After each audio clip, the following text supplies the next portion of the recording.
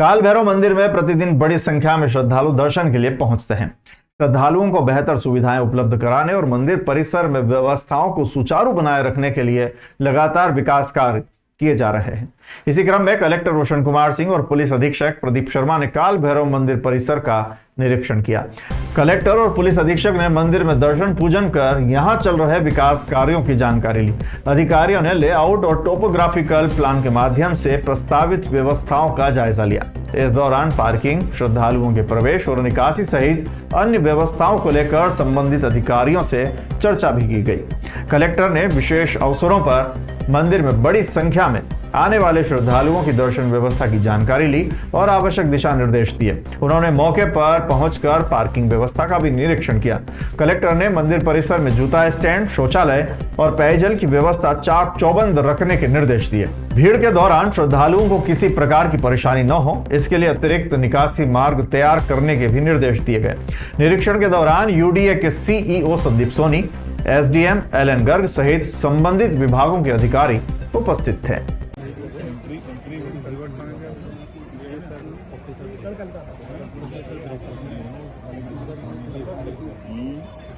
चालू रखा इधर से लाने जा रहा है सर। अभी भी हाँ दोनों साइड से, अभी तो इधर से भी इधर से भी।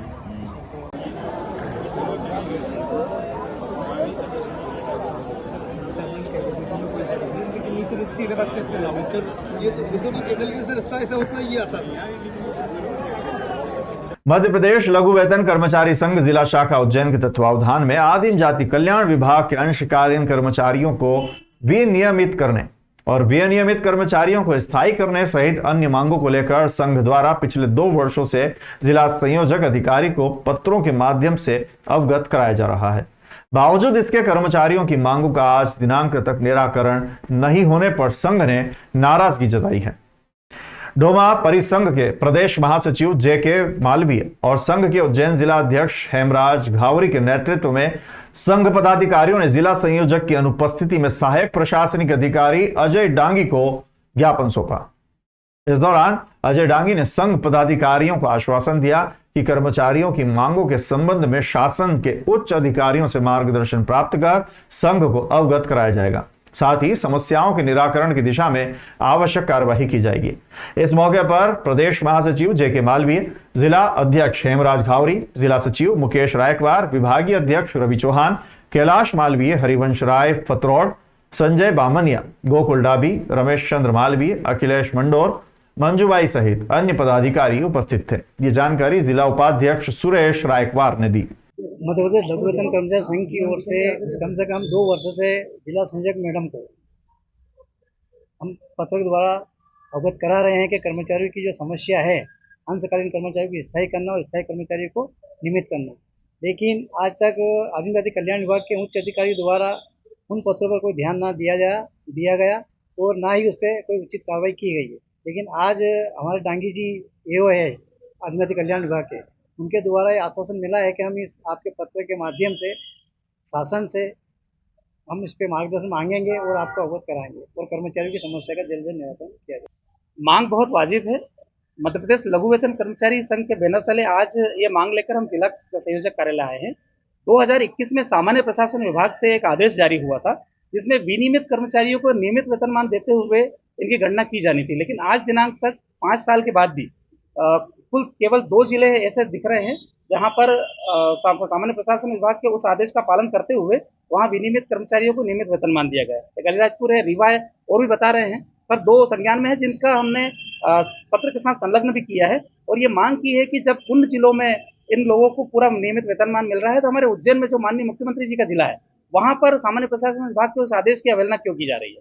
इसी मांग को लेकर आज हमने एओ यहाँ के हैं दांगी साहब, उनको एक ज्ञापन दिया कि अभी रिसेंट में जुलाई में ही इंदौर नगर निगम के कर्मचारियों को जो विनियमित थे उनको स्थायी वेतनमान दिया, तो यहाँ पर दिए जाने की मांग न्यायोचित है। मध्य प्रदेश लघु वेतन कर्मचारी संघ जिला उज्जैन के द्वारा एक ज्ञापन दिया गया है। इसमें इनकी जो प्रमुख मांग है वो जो अंशकालीन कर्मचारी हैं उनको स्थायी कर्मी और जो स्थायी कर्मचारी हैं उनको नियमित करने को लेकर एक ज्ञापन दिया गया है। इसमें शासन के निर्देश अनुसार जो भी कार्रवाई की जाएगी या जो भी कार्रवाई उचित होगी, हम शासन से मार्गदर्शन मांगने के बाद इसमें आगामी कार्रवाई जल्दी करेंगे। जितनी भी हमारी जिले स्तर से मदद होगी, यहाँ पर जितना भी इसमें कार्रवाई करनी होगी, जल्दी से हम इस कार्रवाई से कर्मचारी संघ को अवगत कराएंगे। चिंतामण गणेश रोड स्थित श्री श्याम धाम आश्रम में पीठाधीश्वर श्री श्याम गिरी जी महाराज राधे राधे बाबा के सानिध्य में श्याम धाम आश्रम परिवार द्वारा 14 से 20 अगस्त तक 7 दिवसीय श्रीमद् भागवत कथा का आयोजन किया गया। कथावाचक प्रणव पुरी महाराज ने श्रद्धालुओं को श्रीमद् भागवत कथा का रसपान कराया। कथा में दिल्ली, उत्तर प्रदेश, मध्य प्रदेश, हरियाणा, पंजाब और उत्तराखंड सहित विभिन्न राज्यों से करीब 500 श्रद्धालु शामिल हुए। श्रद्धालुओं ने आश्रम में निवास कर 7 दिनों तक कथा का श्रवण किया और पुण्य लाभ अर्जित किया। कथा के समापन अवसर पर श्री श्याम धाम आश्रम में भव्य भंडारे का भी आयोजन किया गया।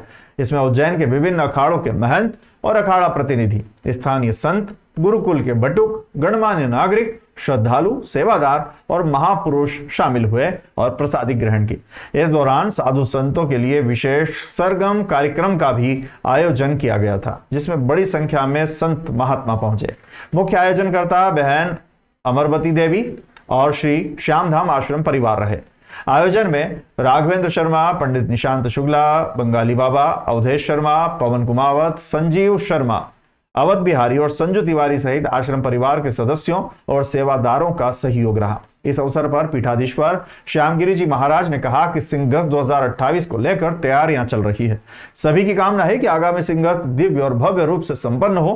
प्रदेश के मुख्यमंत्री डॉक्टर मोहन यादव भी सिंहगस्त की तैयारियों को लेकर लगातार कार्य कर रहे हैं और विभिन्न विकास कार्यों को गति दे रहे हैं।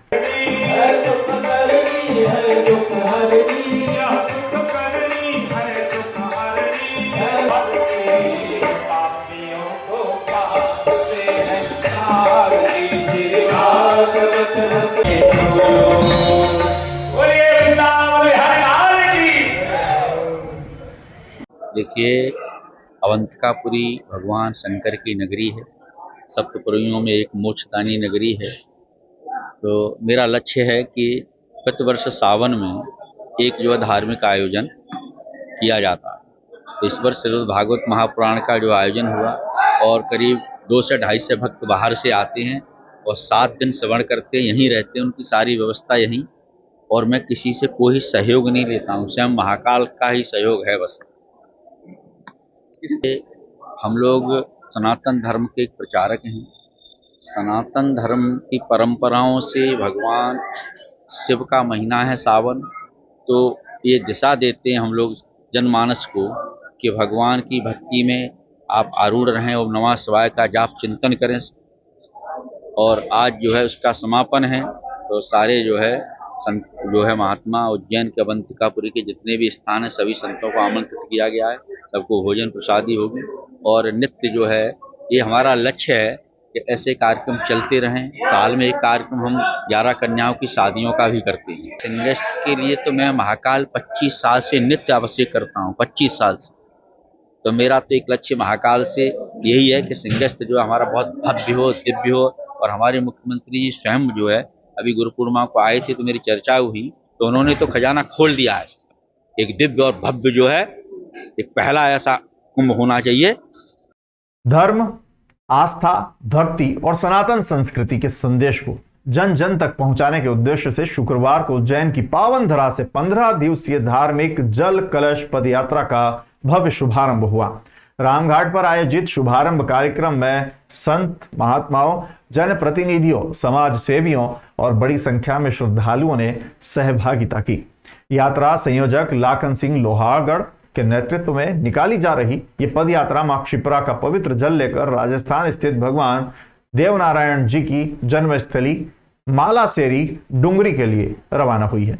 शुभारंभ अवसर पर मोक्षदायिनी मां क्षिप्रा को 351 फीट लंबी चुनरी अर्पित की गई। विधि विधान पूर्वक मां क्षिप्रा का पूजन, अभिषेक और आरती की गई। इसके बाद पवित्र क्षिप्रा जल को कलशों में भरकर श्रद्धालु पद यात्रा में शामिल हुए। रामघाट पर मां क्षिप्रा और भगवान श्री देवनारायण जी के जयकारों से पूरा वातावरण भक्तिमय हुआ। शुभारंभ अवसर पर मालासेरी डुंगरी के मुख्य पुजारी हेमराज पोसवाल, राज्यसभा सांसद और भाजपा राष्ट्रीय सचिव डॉक्टर अलका गुर्जर, उज्जैन उत्तर पूर्व विधायक राजेंद्र भारती, प्रवक्ता रामलाल मालवीय सहित अनुसूचित जाति आयोग के सदस्य, जनप्रतिनिधि, पदाधिकारी, समाज सेवी और युवा उपस्थित रहे। अतिथियों ने मां क्षिप्रा का पूजन अभिषेक कर यात्रा की सफलता और मंगलमय आयोजन की कामना की। यात्रा में बड़ी संख्या में महिला, पुरुष और युवा श्रद्धालु धार्मिक ध्वज और कलश लेकर शामिल हुए। पदयात्रा रामघाट से प्रारंभ होकर हरसिद्धि मंदिर के सामने से नरसिंह घाट ब्रिज, मेला ग्राउंड, रणजीत हनुमान मंदिर होते हुए माता साढ़ू की बावड़ी की ओर आगे बढ़ी।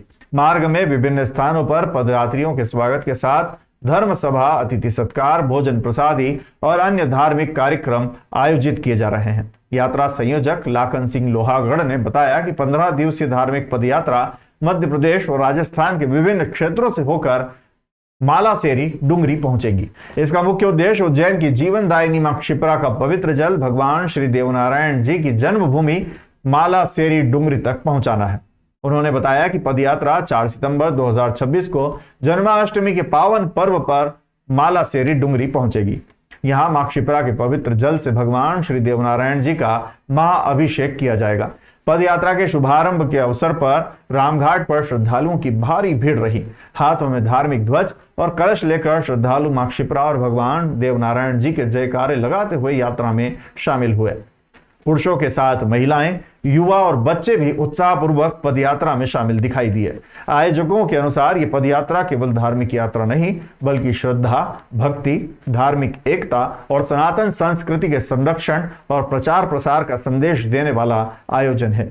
उज्जैन से मां क्षिप्रा का जल लेकर निकली ये यात्रा विभिन्न क्षेत्रों से होते हुए राजस्थान पहुंचेगी और जन्माष्टमी के पावन अवसर पर मालासेरी डुंगरी में भगवान श्री देवनारायण जी के महाअभिषेक के साथ अपने विशेष उद्देश्य को पूर्ण करेगी।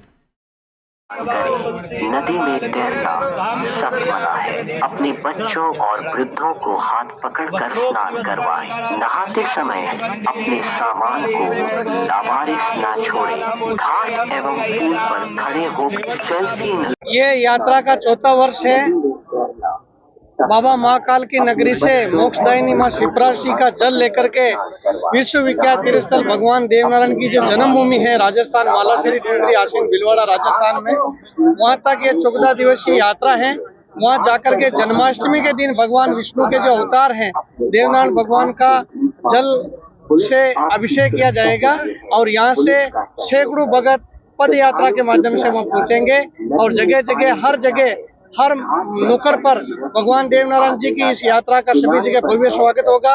और मैं लाखन सिंह जी चौधरी को धन्यवाद देना चाहता हूं कि इस भगवान देवनारायण के ननियाल पक्ष से आप मां क्षिप्रा की चरणों से जल लेकर के भगवान देवनारायण की जन्मभूमि मालासेरी डुंगरी ले जाकर के भगवान का अभिषेक करते। उनके लिए आपको भगवान देवनारायण जी की खूब आनंद कृपा बनी रहे।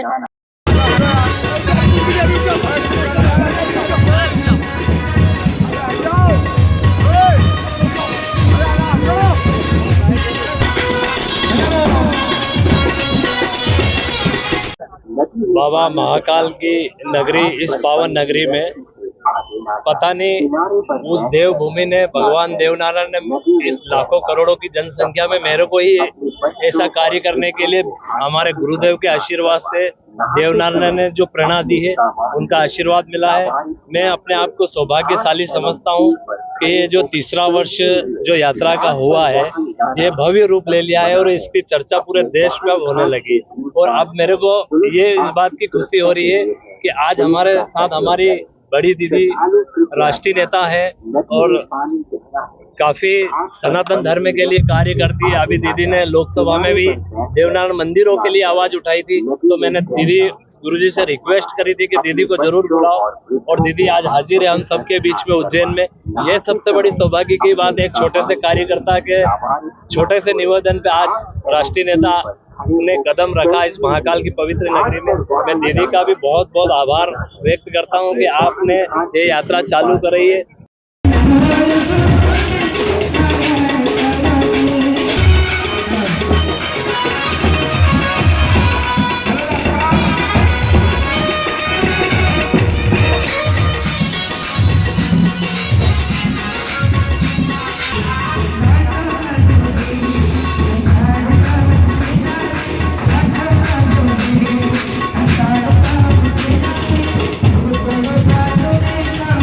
नदी के तट से चालू होके मालासेरी डूंगरी, जहाँ हमारे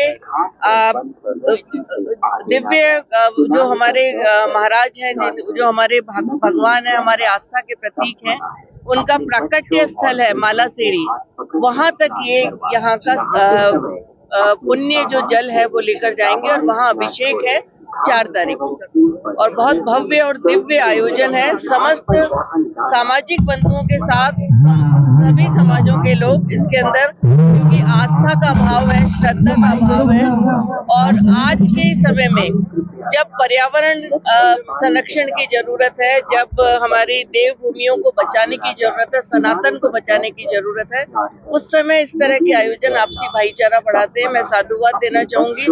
हमारे मालासेरी के महाराज श्री भी यहाँ पर उपस्थित हैं और इनके द्वारा प्रेरणा देने के द्वारा यहाँ के लोग इस तरह का आयोजन करते हैं, तो सनातन भी आगे बढ़ता है। हमारे युवाओं को हमारी जो संस्कृति है उसकी भी ज्ञान मिलता है और देश में एकजुटता रहे, सर्व समाज साथ रहे, ये भी एक मैसेज जाता है।